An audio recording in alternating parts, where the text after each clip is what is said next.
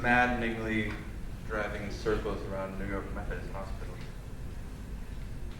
A half hour of frantic looking for a place to park. And then I was carrying our 5-year-old daughter, Dorette, to the ER because she was too weak to be awake.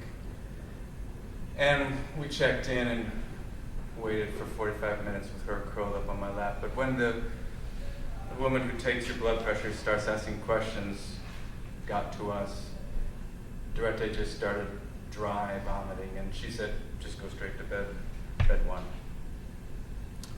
This vomiting was a continuation of what had started about 2 in the morning the night before when she threw up her salmon dinner, and proceeded through much of the night and ended in the morning with nothing left to throw up, but just a grainy brown paste. So several doctors came and went in the room doing similar follow my finger tests, touch your nose tests. They wanted to scan her brain, and they needed to find out if they could get the MRI, and the technician's free. Jill arrived at the ER. She got off her photo shoot, and the two of us took Dorette to the MRI and stayed with her during the procedure, encouraging her to just rest. But it's extremely loud. MRI machines are extremely loud. Back in room 1, bed, about 20 minutes, the doctors come in and they say, we're going to have the nurse take Dorette out. We want to have a word with you. Your daughter has a massive growth in her brain. We've contacted Cornell Pediatrics. We're arranging to ambulance her there. This is an emergency situation. You can expect to be in the hospital at least several days and possibly operate tonight. So Jill goes home to pack some things for the hospital, and Dorette has this favorite story of mine that involves a hospital ride when I was a child, and I'm now trying to get her excited about her hospital ambulance ride. That's what I meant to say. And this would be the hallmark of where Jill and I were at for the next many days, is to be always comforting and reassuring and positive with Dorette, because the look in our eyes is her only rock right now.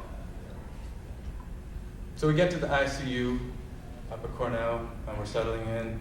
Dorette has about 5 electrodes on her chest, and she has an IV in her hand, and she has blood pressure on her arm. She has a pulse oxygen clip on her toe, and she has her head raised to relieve the pressure in her brain. And above her bed is a monitor with constant readouts of all her vital stats. And next to the bed is a couch, a 2x6 foot pad that would be Jill's and my bed for the next 12 nights. Later that night, we took her down for a full color MRI, and the next morning we were able to see the scan of her brain, and Dr. Greenfield, the lead surgeon, was there to explain this is all the spinal fluid being clogged up inside her head because it can't come out because of the tumor, and this is the tumor here. It's almost the size of a tennis ball with a cyst around it, and you can see this is where the brain should sit, but it's being literally squashed down into the spinal canal by this tumor. And I'm thinking about all the times the last several months when I've been a horrible parent and been impatient because Dorette is reaching across the table to get a glass and she knocks something over. I'm like, damn it, Dorette, just pay attention to your surroundings. What is going on? And what was going on was she had a massive brain tumor. So the next day, Thursday, Jill and I are staying decidedly calm because we're told surgery might happen today. And while we're staying very calm, I get a text from my younger brother, Pax. And I read, I think there's a military coup happening in Burundi right now. So Jill and I and Dorette were in fact scheduled to go that very day to Burundi. We were going to adopt our son, Patrick, who was 3.5 at the time. He had grown from infancy in this Sisters of Charity orphanage in Bujumbura, the capital of Burundi. There were 4 children being adopted, the first adoptions to go from Burundi to America. And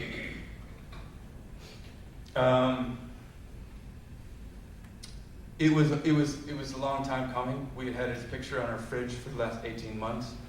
But many times we thought we were going to go and we didn't. And this is pretty much par for the course with adoptions. You get hang-ups easily and they last a long time for big bureaucratic reasons. But in this case,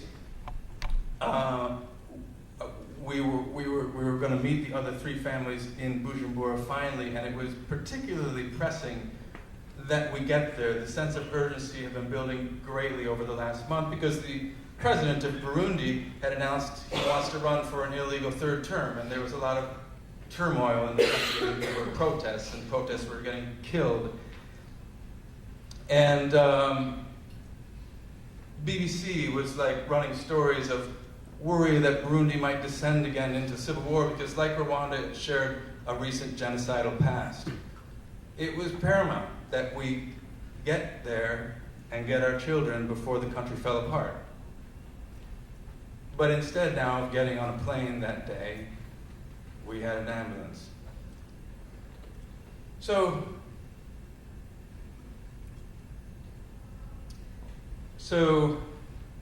Director's clearly not going to Burundi. And Jill's going to stay with her in Brooklyn. We decided I'll go to the orphanage for Patrick as soon as Director's had surgery and she's stable.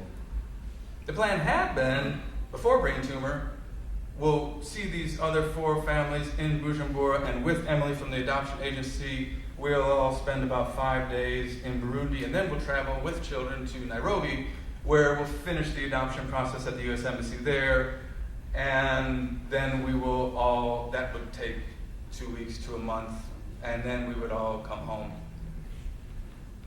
So the prospect of doing this on my own is overwhelming, and my brother, being the gallant brother that he is, he offered to go with me. And that's why he was paying so much close attention to what was happening over in Burundi while we were in the hospital. Well, what did happen in Burundi, the country went into lockdown, and the other 3 families who made the trip as scheduled, they were trapped. They, after 10 days, had to get airlifted out by the US government. But if we had gone, if Directe's tumor hadn't been discovered 48 hours before we got on the plane, it's very likely she would not have survived the trip. And on the day that those other families are getting airlifted out, we're still in the hospital, but Jill and I are also frantically putting together a power of attorney for Emily from the agency who's over there in the hope that Patrick could get airlifted out with these other children, but that didn't work.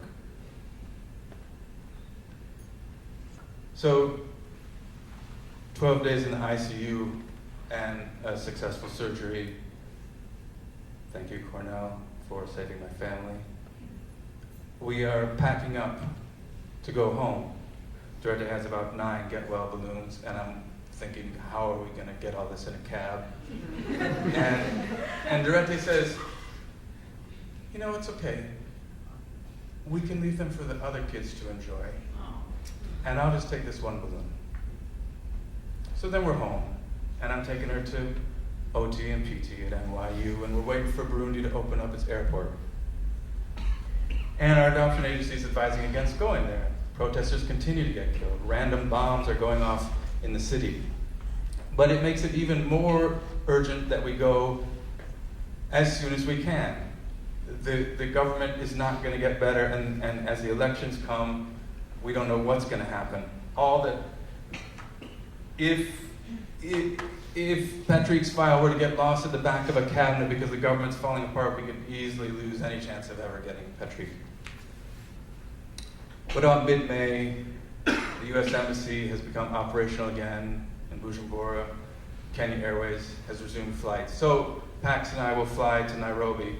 I'll fly on to Bujumbura. Pax's family didn't want him to go there because he has 2 children of his own. I'd go straight to the orphanage. I would spend a couple hours documenting it for Jill and for Dorette, and especially for Patrick when he's older. then Patrick and I would get back on an afternoon plane, go to Nairobi with Pax. We would check into our Airbnb apartment in Nairobi and go about the business of finishing the medical work and the paperwork with the US Embassy. That was the plan. But just buying plane tickets was a nightmare.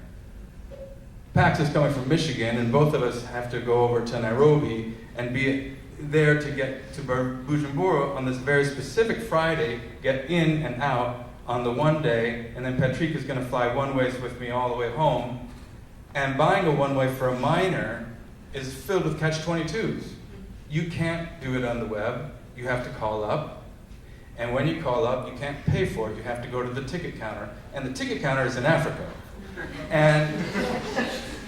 And the flight is rapidly filling up, and it's like 16 hours before I need to be meeting Pax at JFK, and we're still working out this mess. And Jill can be very persistent. This is a good thing. She's on the phone with Kenya Airways, and she explains Durette's brain tumor and Patrick in the orphanage, and waiting for nearly 2 years and the imploding government and our Friday window to get in and get him. And after a lot of faxing of things back and forth, Jill's paid for the tickets. A couple hours later, I'm at NYU watching Durette do her rehabilitation exercises as I'm on the phone buying an evacuation package insurance thing for my travels. And a couple hours after that, Pax and I are on our way.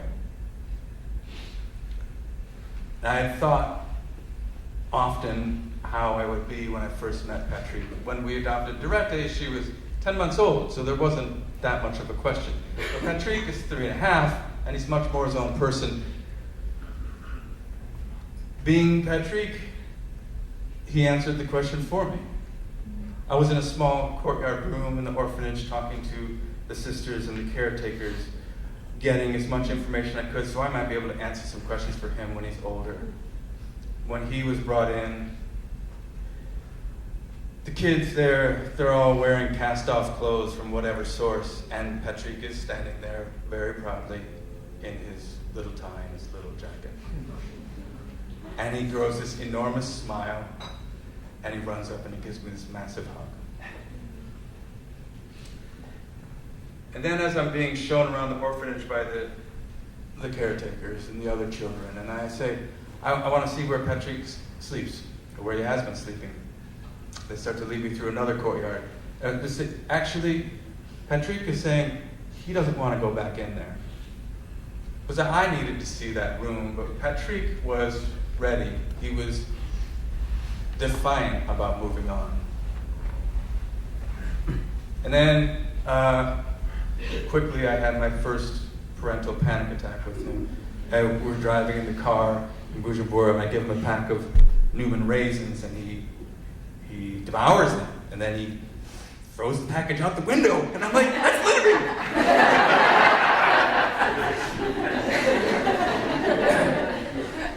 And there's a lot of details I could elaborate on the rest of our trip. All the general impressions of Bujumbura fitting well with it being the poorest country in the world.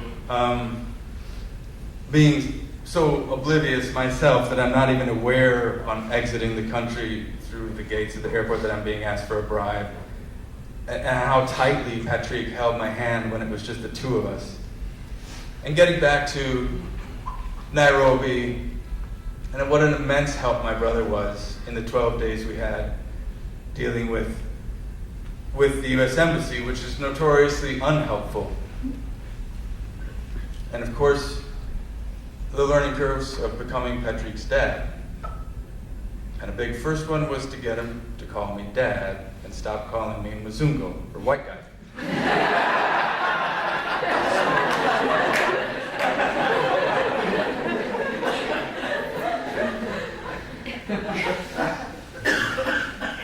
So Wednesday, June 10th, Patrick and I walk out the doors at JFK, and there is Jill and Durette. Durette has 2 welcome home balloons. And Jill and I just hug and let ourselves cry.